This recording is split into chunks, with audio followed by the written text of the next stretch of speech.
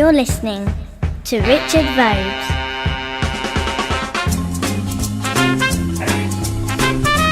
Hello, you know what this is? This is a projector. It's an old UMIG something or other, there's probably the number on it, I haven't a clue.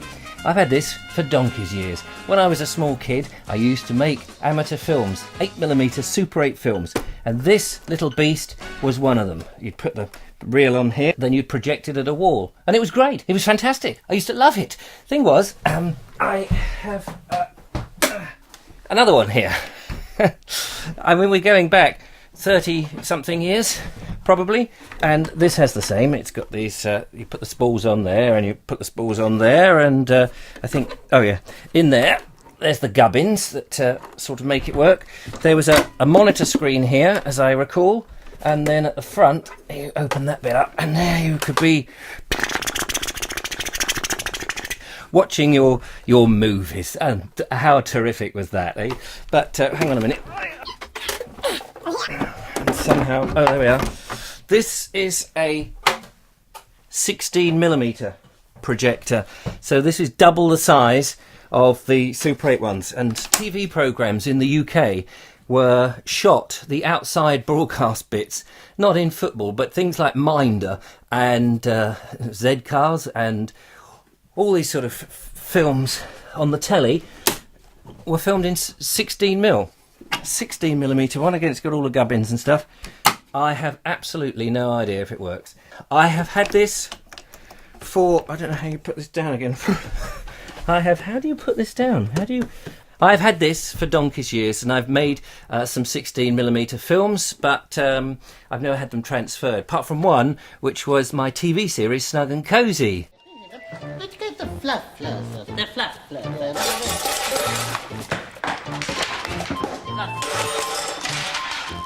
Hey!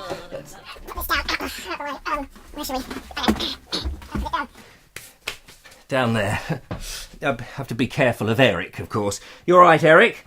Yes, sir. I'm all right, sir. Oh, that's Eric. He lives down in the basement. He's archiving the show. We'll come back to him a bit later. Oh, yes. Hang on.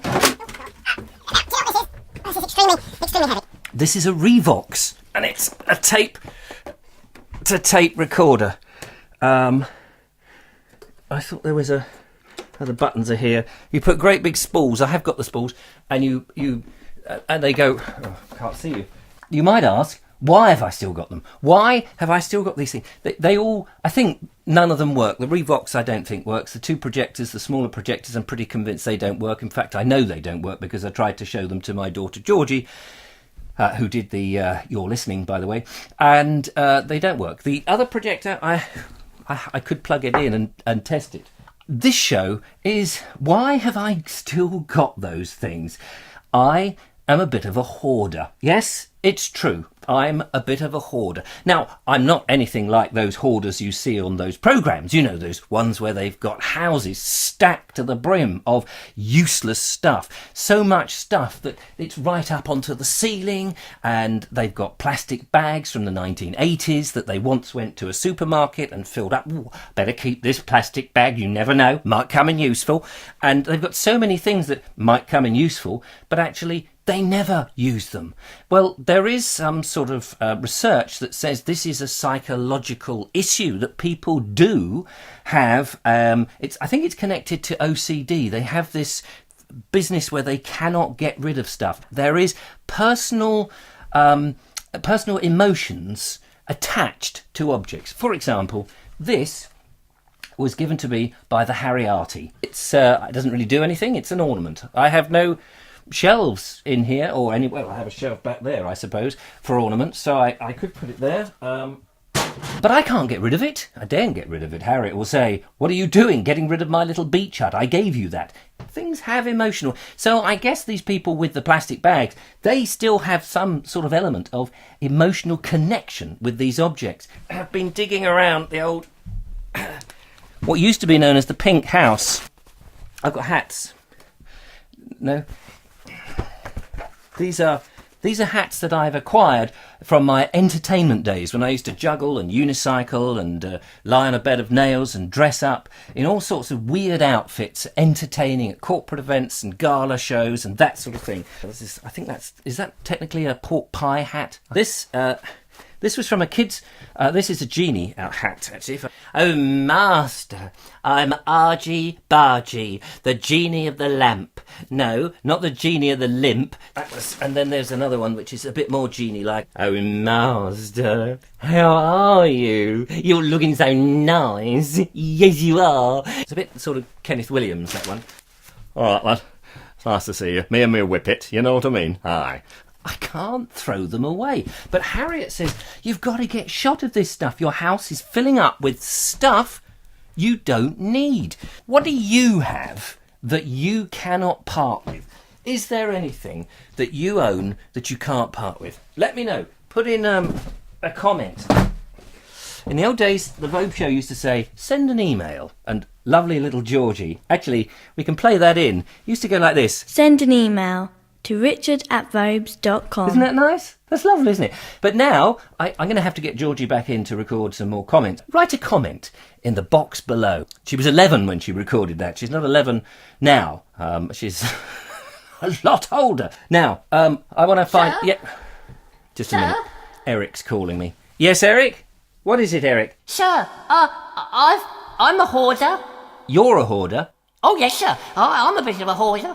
And what is it you hoard, Eric? Well, I hoard ice cream, sir. Ice cream? That's right, sir. What sort of ice cream? Oh, any flavour you like, sir. I love ice cream. Raspberry ripple. I've got brandy and cake flavours. Brandy and cake? Oh, yes, sir. I've got brick and cement flavour. Right. I've got worm flavour. I've got fish cake flavour. I've got hedgehog crisp flavour. And you're sure this is ice cream? Oh, yes, sir. Definitely ice cream, sir. And why are you telling me that you're hoarding it? Well, not now, sir. Not since you started doing the videos in the Transformers down here. They're all warming up, sir. They're all getting very hot, sir. Are they? Yes, that's right, sir. Huh? Oh, no, sir. The ice cream, it's melting, sir. It's all oozing out of the boxes. I'll have to shut the... Sorry, I'll have to shut the trap door. Sorry, Eric. Oh dear. Okay, so let's have some tips on what to do if you're a hoarder and how we can avoid hoarding in the future. Thanks to the internet, I have done a little bit of tap, tap, tap, tap, tap and exploring. Number 1, start slow.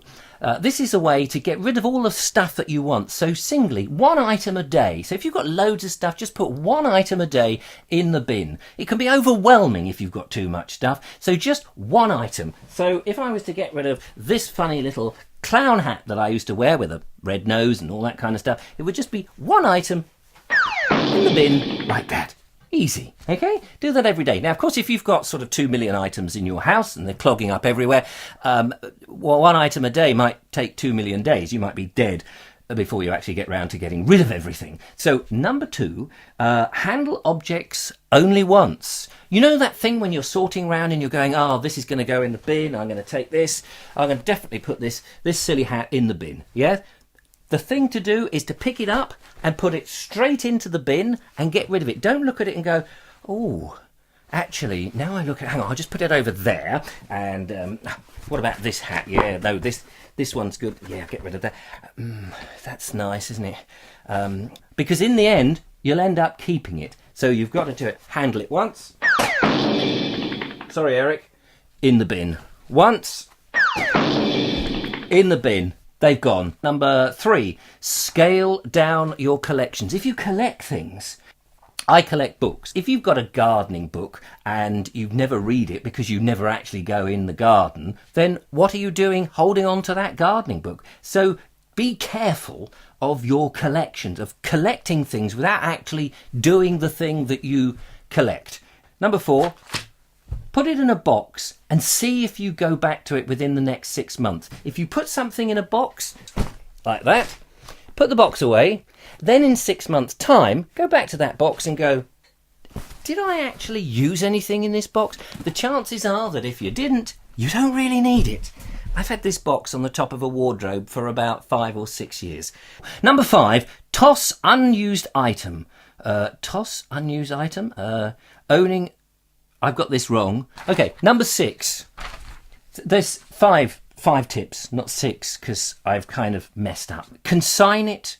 Oh, consign it. Give it to charity, basically. See if you can sell it. Get rid of it somehow. If you can't take it to the dump, if it's too good, if you think like my Revox, instead of dumping it, which of course, makes you worry about landfill and all these wonderful things that people just go, yeah, just dump.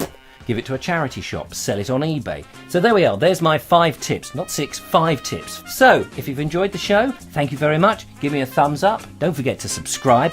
I'll see you on the next one. Until then, thank you very much for watching. Goodbye.